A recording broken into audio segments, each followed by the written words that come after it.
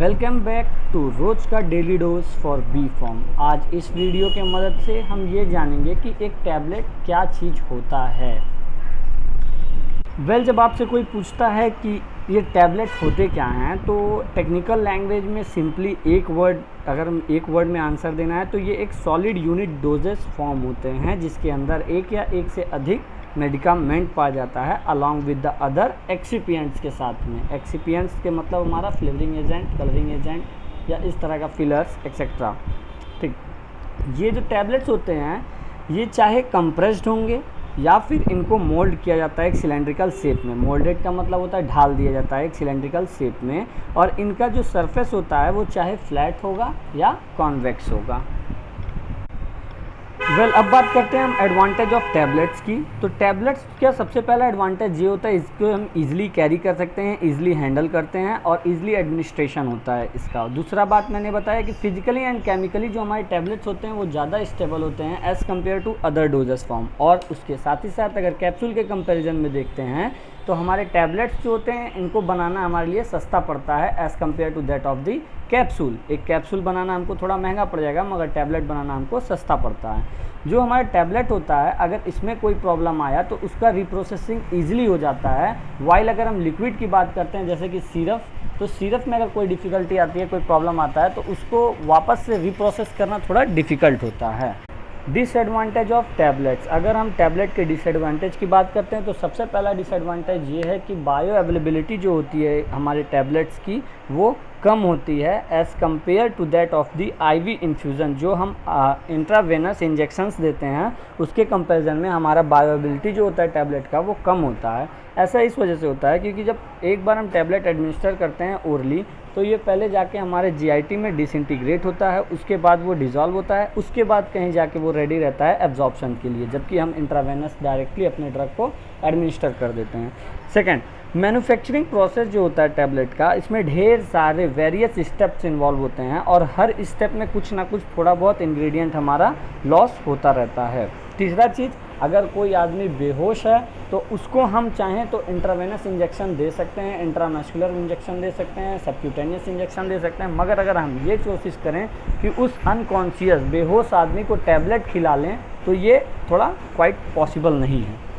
Types of tablets के अगर types की बात करते हैं हम तो जनरली टैबलेट्स को दो कैटेगरी में बांटा गया है, या फिर कहा जाए दो टाइप के ये होते हैं। एक होते हैं कंप्रेस टैबलेट, दूसरा होता है मोल्डेड टैबलेट्स, या मोल्डेड टैबलेट्स को हम एक और नाम से जानते हैं जिसको कहते हैं टैबलेट ट्राइच्यूरेट्स। कंप्रेस टैबलेट, अगर हम कंप्रेस टैबलेट को सिंपल शब्दों में समझें तो ये हम कह सकते हैं कि जब एक बार सारे के सारे फॉर्मुलेशन जो भी हमारे इस टैबलेट में पढ़ने हैं हमने इकट्ठा कर लिया, उसके बाद उसको कितने mg का हमें टैबलेट चाहिए उस टैबलेट को लेके हम उसके ऊपर एक ज़्यादा सा प्रेशर डाल देते हैं, या फिर कहा जाए तो उन सभी चीज़ों को लेके जिनसे हमको टैबलेट बनाना है उन सभी चीज़ों को लेके कंप्रेस कर दिया जाए प्रेशर के साथ में, तो इसकी वजह से जो हमको मिलता है उसको कहते हैं हम कंप्रेस टैबलेट। ये कंप्रेस टैबलेट जो होते हैं ये अगेन दो तरह के होते हैं, एक होता है कोटेड टैबलेट, दूसरा होता है अनकोटेड टैबलेट। अब बात करते हैं हम कोटेड टैबलेट्स की पर्टिकुलरली। कोटेड टैबलेट्स जो होते हैं ये एक ऐसे टैबलेट होते हैं जिनको शुगर के द्वारा या किसी और फ्लेवरिंग एजेंट्स के द्वारा इनको कोट किया जाता है। सिंपली टैबलेट्स लिए और शुगर लिए और शुगर को हम लिक्विफाई किए और उसको स्प्रे कर दिए। ये जो हमने स्प्रे किया वो हमारे टैबलेट पे गया और जो हमको टैबलेट मिला उसको कहा जाएगा कोटेड टैबलेट। ठीक है, ये एक्चुअली किया क्यों जाता है, इस कोटिंग की वजह से, ये जो अभी हमने कोटिंग बताया है उस कोटिंग की वजह से क्या होता है, जो टैबलेट होता है फिजिकली स्टेबल हो जाता है, मतलब काफ़ी लंबे समय तक वो बचा रहता है। और साथ ही साथ कई बार ऐसे होते हैं कि कुछ एजेंट्स या कुछ ऐसे एपीआई जो होते हैं वो बिटर इन टेस्ट के होते हैं, तो ऐसे एपीआई का जो टेस्ट होता है उसको मास्क करने के लिए भी हम कोटेड टैबलेट का इस्तेमाल करते हैं। फर्दर कोटेड टैबलेट्स तीन तरह के होते हैं, sugar coated, film coated, enteric coated.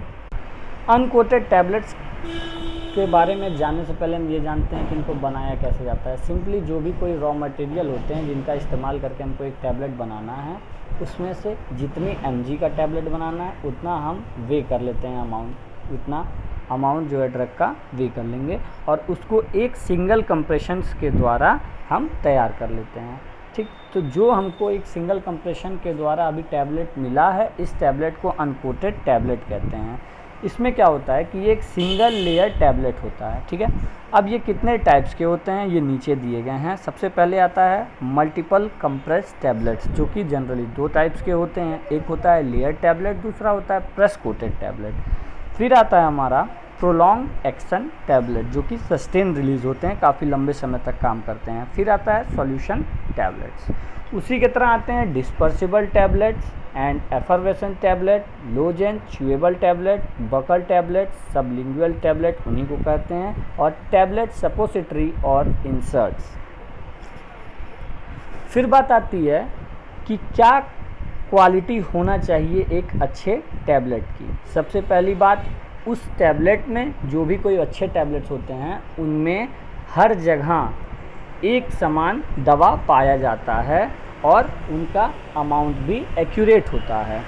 फिर उसके बाद जो साइज और शेप होता है टैबलेट का, वो इतना अच्छा होना चाहिए कि हम उसको ईजिली एडमिनिस्टर कर सकें। एंड देन जो टैबलेट होता है ये फिजिकली एंड केमिकली स्टेबल रहना चाहिए जब हम इसको स्टोर करके रखते हैं किसी जगह पे उस दौरान में।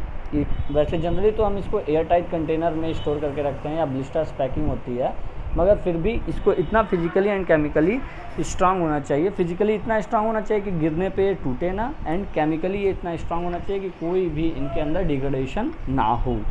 फिर उसके बाद जो टैबलेट्स होते हैं उनको इतना ज़्यादा हार्ड भी नहीं होना चाहिए कि वो पेट में जाके डिसइंटीग्रेट ना हो पाएँ।